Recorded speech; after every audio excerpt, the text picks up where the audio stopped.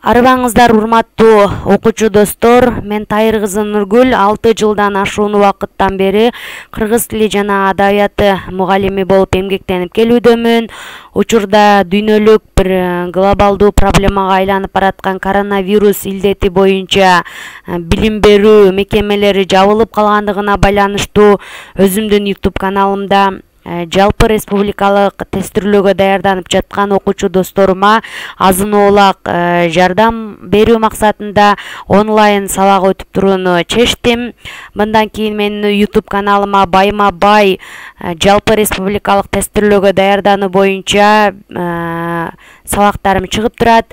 Бүгүнкү биринчи сабагым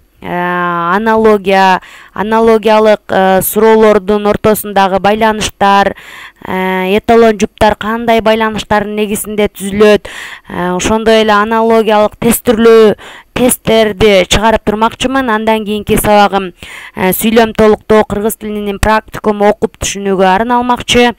Анда менин YouTube каналыма куш келипсиздер. Жана катталууну унутпаңыздар деп бүгүнкү сабагымды баштамакчымын. Аналогия деген өзү негизи грек тилинен алынган, бизче далма дал келүү, окшошуу дегенди түшүндүрөт.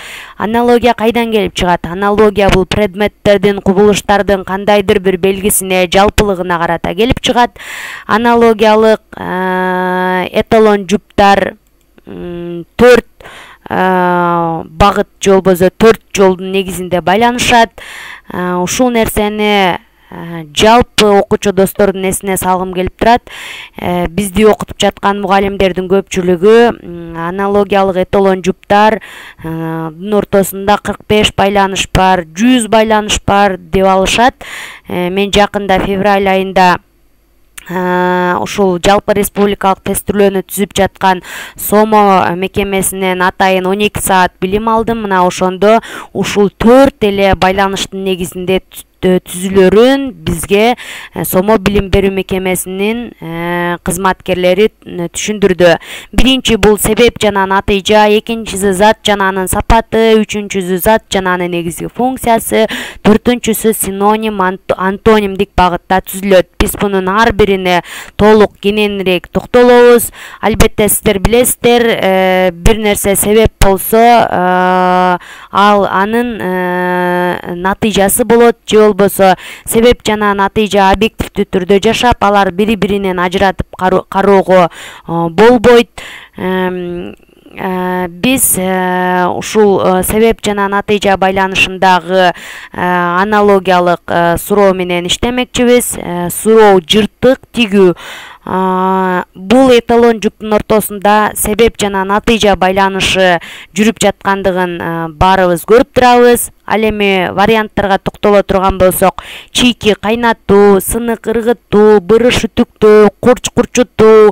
Албетте чийки нерсени кайнатпасак жей албайбыз. Биздин кайнатуубузга анын чийки болгондугу себеп болууда. Же болбосо биз бир нерсени ыргытсак, ага анын сынык болгондугу себеп болуп жатат. Ал эми кийимдерди, кандайдыр бир материалдарды бырыш болгондугунан биз үтүктөйбүз, курч курчутуу дейт. Бул Г вариантын биз туура эмес деп алып таштасак толук мүмкүн. Анткени бул себеп жана натыйжа байланышындагы эталон жупка дал келиш үчүн курч, мокок курч болуш керек эле. Ал эми бизде 3 туура жооп калды. Ал эми биз коркпой эле, ойлонбой эки вариантты алып таштайбыз. Анткени биздин эталон жуп кийим тууралуу болуп жатат. Ал эми бул варианттарда тамак жана буюм тууралуу болуп жатат.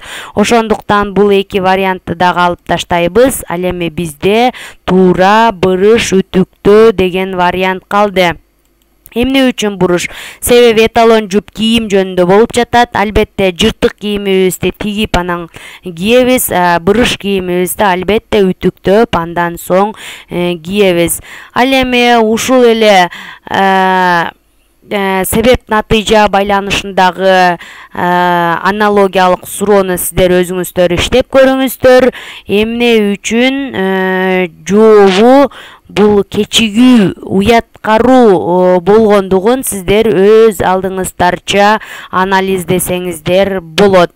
Ал эми биз кийинки иреттүүлүк кайта турган болсок, суроо чоюу, үзүлүү. Биз бир нерсени чойсок, ал үзүлөт, же болбосо бир нерсени чоёбуз, андан кийин ал үзүлүп калышы мүмкүн.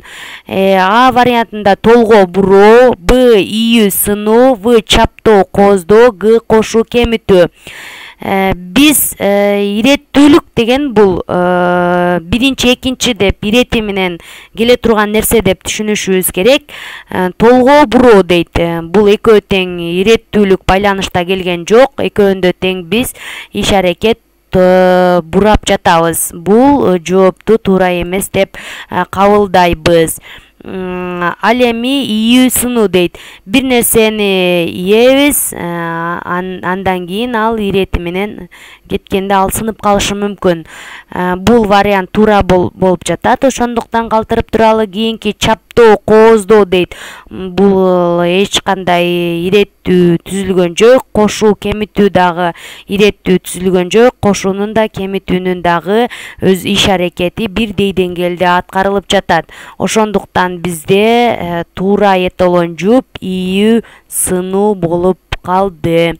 Ал эми ушундай эле иреттүүлүк байланышындагы кийинки биздин аналогиялык суроону өз алдыңыздарча иштеп көрсөңүздөр болот. Бул жооптун кайсынысы туура деп турасыздар? Сиздер ойлонуңуздар, андан кийин туура жоопту өз алдыңыздарча чечим чыгаруу менен тапсаңыздар болот. Албетте аналогия бул лексикалык жана семантикалык ой жүгүртүүгө негизделген. Биз эгерде аналогиялык эталон жокта кийинүү деген сөз тура турган болсо, анын баш кийим, бут кийим, ич кийим, сырт кийим экендигин биз автоматтык түрдө ойлонушубуз керек. Биз жогоруда айтканбыз, бүтүн жана бөлүктүн негизинде дагы аналогиялык суроолор түзүлөт деп. Биз аны комуздун негизинде түшүндүргүбүз келип турат. Комуз бул бүтүн нерсе, анын бөлүгү капкагы, кылы, тепкиси, кулагы десек жаңылышпайбыз. Мисалы, бизге мындай суроо түштү дейли. Бүтүн бөлүк байланышындагы эталон жупта комуз, кулак. Комуз бул бүтүн, ал эми анын бөлүгү кулак. Же болбосо бир өңчөй аналогия деп жалпак тилде түшүндүрүп алсак дагы ашыкча эмес. Комуздун 3 кулагы бар. Жооптор: комуз кыл, комуз капкак, комуз тепке. Комузда бир эле тепке бар, бир эле капкак бар, ал эми 3 кыл бар. Ошондуктан биз коркпостон комуз кыл деген вариантты туура деп кабылдасак болот.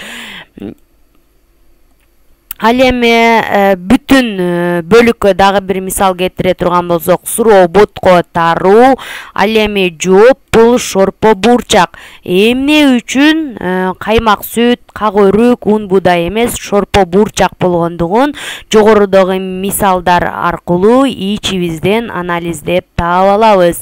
Ал эми биз кийинки биздин аналогиялык суроого өтө турган болсок, жалпы жана жеке түшүнүктүн негизинде дагы биздин аналогиялык суроолор түзүлүшү мүмкүн. Мисалы, лагман кесме дейт. Лагманды кесмеси жок элестетүү таптакыр мүмкүн эмес. Бул учурда биз иштин жүрүшүнө маани беришибиз керек. А варианты: камыр, ун. Б варианты: 5 барамак эт. В тамак, туз. Г кымыз, сүт. Биз дароо эле камырды унсуз элестетүү мүмкүн эмес экендигин билебиз, бирок бул даяр тамак эмес. Ошондуктан бул вариантты туура эмес деп кабылдайбыз. Ал эми тамак, туз дейт. Демек, бул вариант айтты дагы туура эмес деп кабылдайбыз. Анткени бул тамактын аты эмес, тамакка кошулуучу нерсе жөнүндө сөз болуп жатат. Кымыз, сүт, албетте кымыздын курамында сүт бар. Муну деле жакын вариант кылып алсак болот. Бирок андан караганда бизге эң жакын вариант 5 бармак эт деген вариант абдан жакын болуп элестетип жатат. Анткени лагманды биз кесмесиз такыр элестете албайбыз.